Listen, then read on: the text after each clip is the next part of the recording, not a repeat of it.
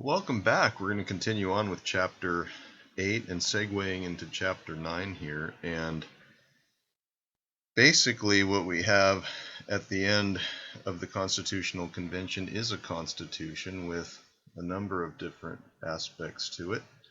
A constitution with three branches of government, a constitution with perhaps elements of the New Jersey Plan, elements of the Virginia Plan, and now the big challenge is to get it ratified. And if you look at this map here, we have a tremendous amount of, I'm not going to say uniformity at all, but you can tell what regions of the United States are anti-federalists and federalists. And just to give you an idea, this ratification process was pretty contentious between federalists and anti-federalists.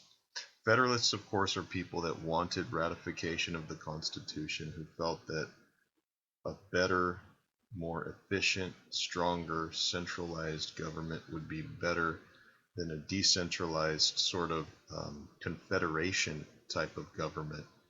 And what's interesting about all of this, if you look at where the strongholds of federalists are in the purple, you can tell kind of in the more urban coastal areas, which is, I always think that's interesting.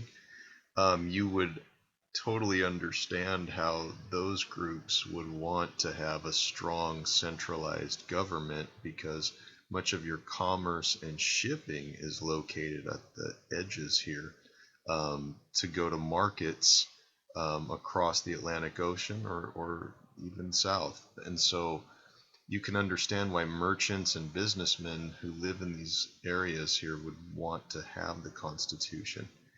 Anti-federalists tend to be concentrated out in the rural areas, which makes a lot of sense too, because in rural areas, you are sort of the king of your own castle. You pretty much run the show. There's very little law enforcement out in the middle of nowhere, I guess you could say. And what you see here is a pattern in American politics, the kind of the rural versus the urban conflicts that we see even today in our own day and age. And so ratifying the Constitution was going to be pretty contentious in some places. In places like New York, there's going to be barroom brawls that happen over this. Many of the anti-federalists believe that the federalists the Constitution was a big scheme to make money and to try to control business and commerce. And so there was, in a way, some kind of mistrust between the rural or in the urban areas, or as we should better say, the Federalists and the Anti-Federalists. Here's another more detailed map of ratification of the Constitution, showing you when the Constitution was ratified in these states. And the very, very last state to actually ratify it was one of the biggest, which was going to be New York, which is very interesting.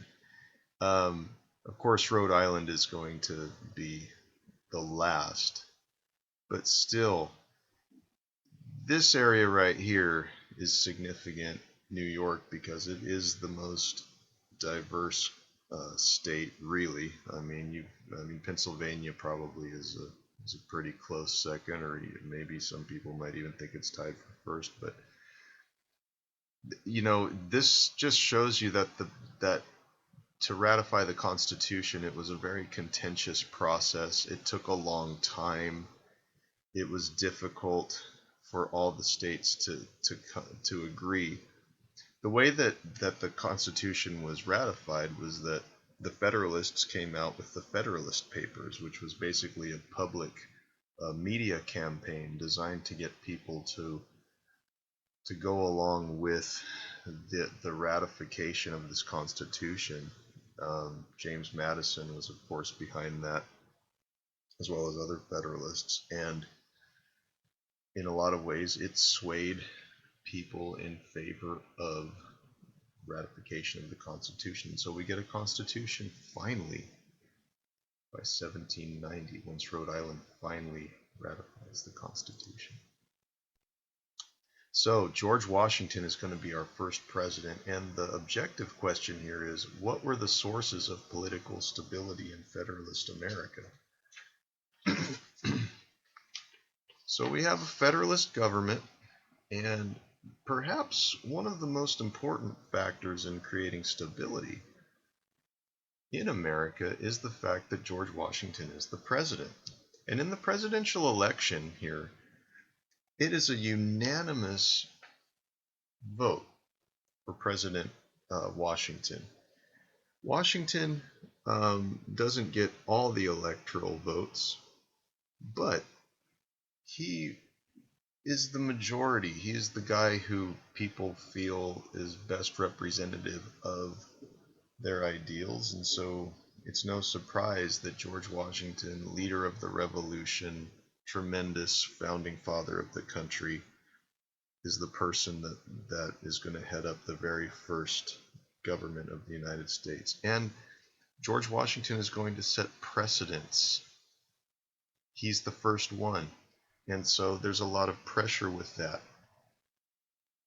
George Washington wanted the presidency to have a certain manner about it. He wanted there to be some kind of pomp and ceremony behind it. I mean, we don't have a king as the United States, but what we do have is a nation that is dignified, and being the first president, he wanted to typify that idea and to make America look good in the eyes of the world with this new form of government that had really have never been tried. And the only departments that he actually created were three. He created the Departments of War, the Department of the Treasury, and the Department of State. Two of those are very interesting. The Treasury Department was basically headed up by Alexander Hamilton. Alexander Hamilton will be the father of economic policy in the United States, and somebody that has great respect for Washington, and Washington has great respect for. The Secretary of State in this case will be Thomas Jefferson, who has very different opinions about the way America should be compared to Alexander Hamilton. So George Washington, the precedent-setting president. And if we look at the election results real quick, you can see how almost unanimous this was. Now look closely too at the beginning of the nation here. We have two political parties. We've got the Federalists and we've got the Democratic Republicans. We've always had a two-party system in general. And basically the difference is between the parties is the power that the government should have in our lives and the size of the government. And Federalists, with the strong centralized government, would take the view that more government is needed, but not too much.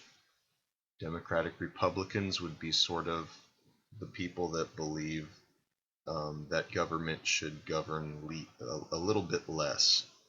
And so even from the very beginning, we have differences over how the union should look in terms of what the government should do in this election. This election, of course, was not very hotly contested. Washington was the clear choice and the clear winner. One of the first items of business in early America is the Bill of Rights, and this was a promise that was made by the first Congress and by James Madison, really, to placate 7 states who wanted limits to federal power and guaranteed constitutional liberties.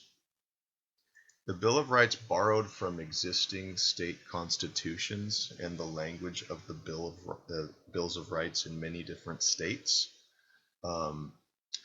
In fact, even those states borrowed from the 1689 Bill of Rights from England, and so therefore the Bill of Rights came from a couple of different sources. But this was a very important point, again, to make sure that certain states, in return for supporting ratification, would receive these assurances that people's rights would be protected. The Bill of Rights, of course, was ratified by the states. The first eight Bill of Rights have to do with individual liberties, the rights of freedom of speech, the freedom of the press, the freedom to petition the government, the freedom to a fair, speedy, and public trial. And the 9th and 10th Amendments have to do with the boundaries between federal and state authority, which in our day and age continues to be something that is fought over. But the Bill of Rights, again, was an important item of business to be used to create stability in early America and to make sure America didn't fall apart. If they didn't pass a Bill of Rights, perhaps 7 states would not have gone along with the Constitution, and history would have been very different.